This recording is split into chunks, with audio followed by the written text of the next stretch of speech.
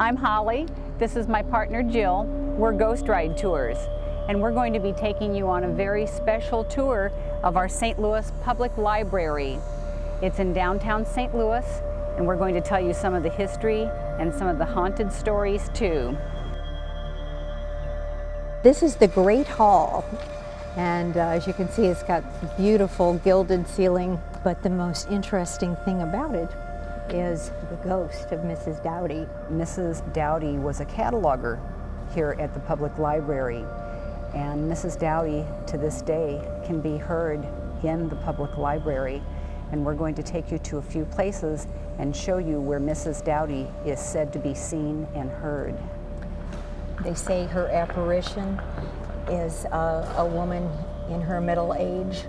She has flowing hair and a light dress on that's tea-length, and they hear her shriek at 2 a.m., and they always can set their watch by it.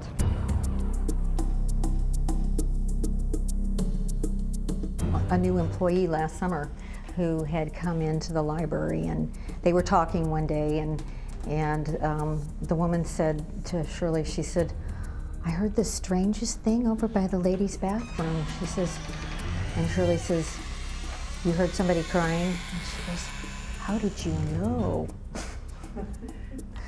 So they hear, a lot of people hear this woman crying, and a lot of the people who have been in the library for a long time as employees are just familiar with the resident ghost. We are going to the first floor, and we're going to see the cage where they keep the most revered and valuable books that are in this library.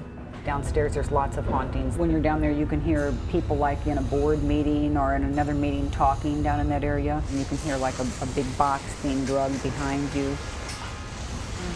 Down there is where the tunnels are that used to connect all through downtown. Downtown had tunnels that connected all downtown, and people used to use the tunnels for walking, for transportation.